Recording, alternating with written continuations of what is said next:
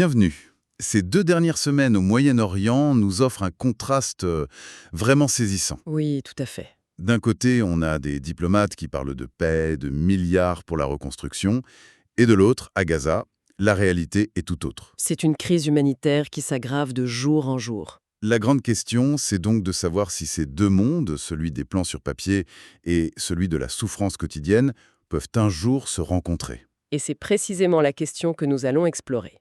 Cette analyse vous est présentée par ProWavey. Et pour la préparer, nous avons utilisé Stylo News. Oui, notre outil a passé au crible des centaines de sources internationales pour dégager les signaux importants. Ce compte-rendu est donc généré par cette application d'information, alimentée par l'intelligence artificielle. Et juste avant d'entrer dans le vif du sujet, un petit mot sur notre format. Ah oui, Ce rendez-vous change de nom, il devient le Stylo News Intel Update. Et nous serons avec vous un peu plus tôt le matin pour vous donner les clés pour la journée à venir. tout à fait. Et il faut savoir que l'application Stylo News, c'est en fait la version grand public d'un logiciel bien plus puissant, Stylo Intelops. Qui est utilisé par des professionnels. Exactement. Il est conçu pour des opérations gouvernementales, militaires, commerciales. Ça veut dire que nos auditeurs ont accès à une technologie qui est normalement réservée aux grands décideurs mondiaux. Bon, assez parlé de nous, plongeons dans l'actualité. Allons-y. Le point de départ, c'est ce sommet très médiatisé du 29 décembre 2025 en Floride. Entre Donald Trump et Benjamin Netanyahu. Toutes les sources s'accordent à le dire, c'était un moment charnière. Charnière, oui, mais avec des visions très différentes qui s'affrontaient. Ce qui est fascinant, c'est qu'ils partagent des objectifs en apparence.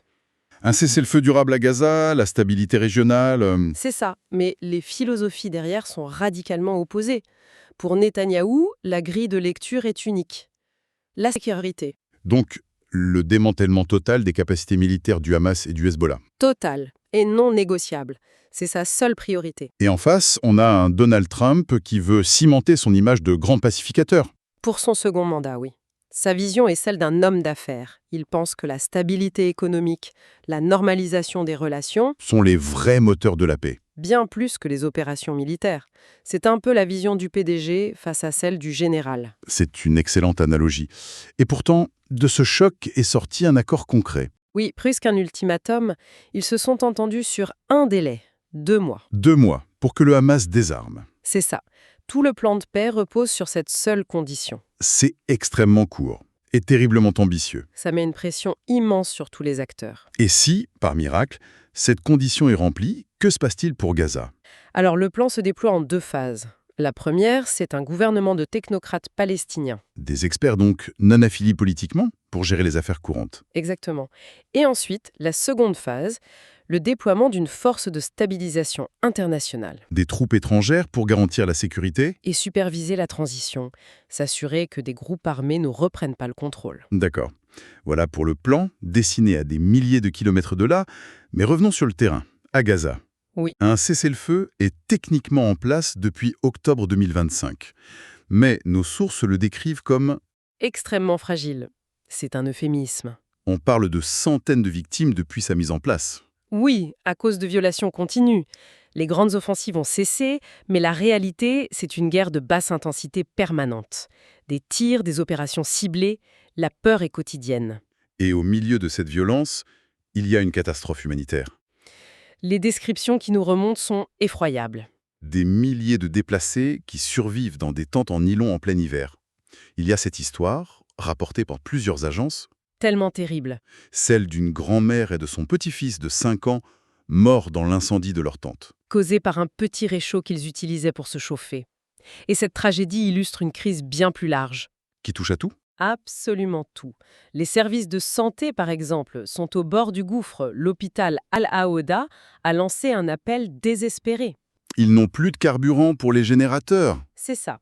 Et sans électricité, plus de couvreuses, plus de blocs opératoires. C'est la mort assurée pour de nombreux patients. C'est dans ce contexte qu'Angelina Jolie s'est rendue au poste frontière de Rafah. Un coup de projecteur médiatique important, c'est vrai. Mais est-ce que ça change quoi que ce soit sur le fond? Surtout quand on regarde les positions des acteurs sur place. On a l'impression d'une impasse totale. Justement, le Hamas, où en sont-ils? Ils n'ont pas bougé d'1 millimètre. Le mot d'ordre est clair, le désarmement est hors de question. C'est une reddition pour eux. Exactement. Pour montrer qu'il contrôle toujours la situation, il prévoit même des élections internes début janvier 2026. Pour élire une nouvelle direction, réaffirmer leur légitimité. Et ils ont aussi lancé une contre-offensive narrative. Ah oui, ce fameux document de 42 pages. Qu'est-ce qu'il dit, en substance? En résumé, c'est un document de propagande très bien ficelé.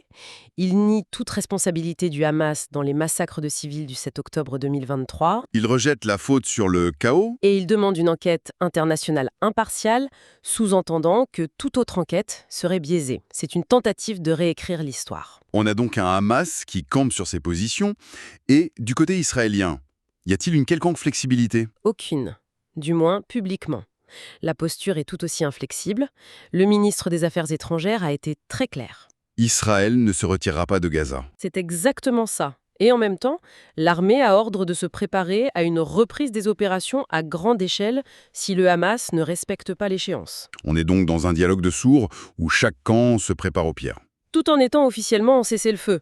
La confirmation récente de la mort d'Abu Ubaïda, le porte-parole militaire du Hamas, S'inscrit sans doute dans cette logique. exactement. C'est une façon de continuer à affaiblir l'adversaire sans relancer une guerre totale. Chaque camp teste les limites de l'autre. Et cette impasse, elle ne peut être résolue sans les puissances extérieures. C'est là que les États-Unis reviennent avec ce projet qui semble presque surréaliste, Le Project Sunrise. un plan de reconstruction de 112,1 milliards de dollars. C'est une proposition pour le jour d'après.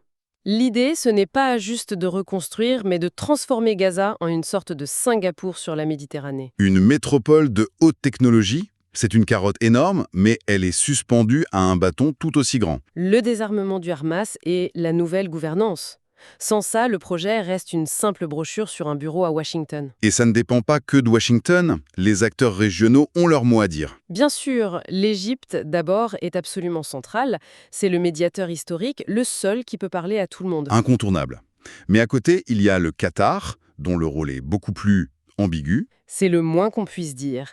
D'un côté, il participe aux médiations, de l'autre, nos sources confirment qu'il continue d'offrir un sanctuaire politique et financier au Hamas. Un double jeu donc. Pour beaucoup d'analystes, oui. Et ça complique énormément les choses. Et puis, il y a la Turquie. Qui voit une opportunité d'étendre son influence. Oui, Ankara a renforcé ses liens avec le Hamas. Erdogan ne cache pas son ambition. Il aimerait voir des soldats turcs dans la future force de stabilisation. Ce qui est une ligne rouge absolue pour Israël. Absolument. C'est un autre point de friction majeur. Et il faut aussi noter le rôle plus discret de la Jordanie. Oui, la Jordanie a participé à des frappes américaines contre l'État islamique en Syrie. C'est un signal de son engagement aux côtés des Américains. Un allié stable dans la région. Un allié fiable, ce qui est rare. Et la communauté internationale, au-delà de la région, le Conseil de sécurité de l'ONU a approuvé le plan américain? Il y a eu une approbation de principe, oui. Le Conseil a donné son feu vert. Mais le diable est dans les détails. C'est-à-dire? À peine le vote passé, l'Allemagne a annoncé qu'elle ne fournirait pas de troupes. C'est un signal négatif de la part d'une grande puissance européenne. À l'inverse, le Pakistan a offert de participer. Oui, mais c'est là que ça devient fascinant. Le Pakistan a posé une condition. Laquelle? Que le mandat de cette force internationale exclut explicitement le désarmement du Hamas. C'est un point capital. En gros, ils disent « on vient pour la paix, mais pas pour faire la guerre au Hamas ». C'est exactement ça. Ça nous dit que cette force risque d'être paralysée avant même d'être déployée, si ses propres membres ne sont pas d'accord sur sa mission fondamentale. C'est une situation intenable. Et comme si ce n'était pas assez compliqué, tout ça se passe sous l'ombre immense de l'Iran. C'est le dossier qui peut tout faire basculer. La tension est montée d'un cran. Avec cet avertissement très direct du président Trump, Oui, toute reprise des programmes nucléaires et balistiques entraînera une réponse militaire américaine puissante et immédiate. Les mots sont pesés. et ce n'est pas qu'une menace en l'air, elle s'inscrit dans un contexte. Tout à fait. Tout au long de 2025, Israël a mené une série d'assassinats ciblés contre des personnalités militaires et des scientifiques iraniens. C'est l'aboutissement d'une année de guerre de l'ombre. On est au bord de la confrontation directe. Et face à ça, il est éclairant de voir à quel point les lectures des événements peuvent être différentes. Prenons le sommet de Floride. Le journal égyptien Aldostor y voit une avancée positive pleine d'espoir. Et à l'exact opposé, vous avez des sources comme le site américain Law Rockwell ou le Gayson Institute. Pour eux, c'est une mascarade. Ils sont beaucoup plus sceptiques. Certains jugent même le plan de paix inefficace et dangereux. Et puis, il y a une troisième catégorie. qui regardent tout ça avec une perspective plus géopolitique. Oui, des médias comme CNN Indonesia ou l'agence russe TASS. Ils se concentrent moins sur le conflit lui-même que sur l'équilibre mondial, Ils analysent par exemple le rôle croissant de la Chine. qui se positionne en médiateur alternatif, qui parle à l'Iran, à l'Arabie saoudite et qui vient clairement défier l'influence américaine. C'est un tableau d'une complexité rare. Alors pour conclure, mettons de l'ordre dans l'agenda. Qu'est-ce qu'il faut surveiller?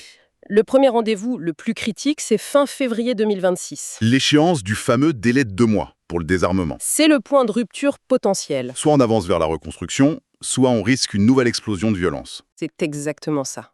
Deuxième point à suivre, le déploiement de cette force de stabilisation. Si ça se fait, ce sera début 2026. Mais c'est conditionné à beaucoup de choses. Il y a aussi les événements politiques internes. Oui. D'abord, les élections internes du Hamas début janvier. Le résultat nous dira si la ligne dure est consolidée. Et puis, courant 2026, les élections en Israël. Qui pourraient tout changer. Et évidemment. Et pour finir, 2 dossiers de fond à surveiller en permanence. Le programme nucléaire iranien, Chaque rapport de l'AIEA sera scruté. Et les pourparlers secrets pour l'instant sur une normalisation entre l'Arabie saoudite et Israël. une avancée sur ce front pourrait redessiner toutes les alliances. Absolument. Merci pour cette analyse. On voit bien que pour suivre tout ça, il faut un outil capable de synthétiser une masse d'informations considérable. Et c'est précisément la vocation de Stylo News. C'est un service qui permet à chacun de créer ses propres bulletins d'informations personnalisés. Sur mobile et sur le web, Oui, l'application puise dans des centaines de sources traditionnelles, mais aussi dans le flux constant de X, l'ancien Twitter, pour une vision à 360 degrés. Nous invitons donc celles et ceux qui le souhaitent à s'abonner sur www.stylonews.com. la question qui reste, et ce sera peut-être le sujet de nos prochaines analyses, c'est de savoir si des projets de reconstruction, aussi ambitieux soient-ils, peuvent vraiment prendre racine sur un sol où les questions de souveraineté et de dignité restent aussi profondes. Merci de nous avoir suivis. N'hésitez pas à nous suggérer des sujets que vous aimeriez nous voir analyser. Et pour ne rien manquer, suivez Stylo News sur vos plateformes de médias sociaux préférées.